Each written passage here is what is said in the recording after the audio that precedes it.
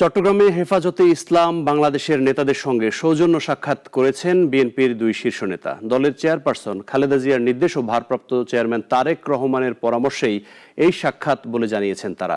হেফাজত নেতাদের সঙ্গে বিএনপির এই বৈঠক রাজনীতির নয়া মেরুকরণ বলছেন বিশ্লেষকরা। আরও জানাচ্ছেন একে আজাদ। কোনো রাজনৈতিক দল না হলেও বাংলাদেশের রাজনীতিতে হেফাজতে ইসলামের প্রভাব যে রয়েছে তা আবারও প্রমাণিত হলো। শুক্রবার হেফাজতের ঘাঁটি হিসেবে পরিচিত চট্টগ্রামের হাটহাজারীর আল জামিয়াতুল আহলিয়া দারুল উলুম মাইনুল ইসলাম মাদ্রাসায় হঠাৎ করেই হাজির হয়েছিলেন বিএনপির দুই শীর্ষ নেতা। প্রতিনিধি দল হেফাজতের আমির আল্লামা মহিবুল্লাহ বাবুনগরীর সঙ্গে সাক্ষাৎ করেন। এর আগে তারা আল্লামা আহমদ শফি ও আল্লামা জুনাইদ বাবুনগরীর কবর জিয়ারত করেন। প্রায় ৪৫ মিনিটের আলোচনায় কুশল বিনিময়ের পাশাপাশি সাম্প্রতিক বিষয় নিয়েও আলোচনা করেন তারা। এ সময় বিএনপি নেতারা ফ্যাসিবাদ বিরোধী আন্দোলনে হেফাজত ইসলামের ভূমিকার কথা স্মরণ করেন।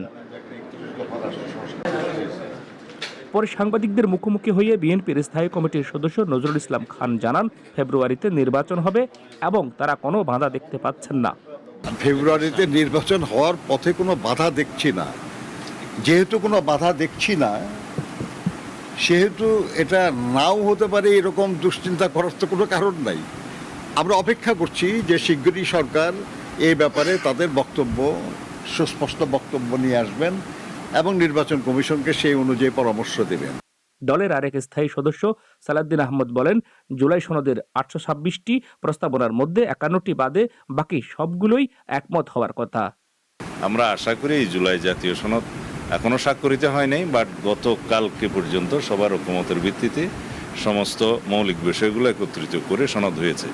আমরা 826টি মোট প্রস্তাবের মধ্যে 51টি বাদে 51 বাদে বাকি সবগুলোতে একমত হয়েছি। তো সুতরাং আশা করি সবাই ঐকমতের ভিত্তিতে এই রাষ্ট্র গঠন প্রক্রিয়ায় একমত থাকবে। ফ্যাসিবাদ বিরোধী জাতীয় ঐক্য আমাদের শক্তি হবে। নির্বাচনকে সামনে রেখে যখন জামায়াত ও ইসলামী আন্দোলনের নেতৃত্বে ইসলামী দলগুলোর একটি মোর্চা গঠনের কাজ চলমান, এমন সময়ে হেফাজতের সঙ্গে বিএনপির এই বৈঠক বিশেষ গুরুত্ব বহন করে বলে মনে করছেন রাজনৈতিক বোদ্ধারা। একে আজাদ, নাগরিক, চট্টগ্রাম।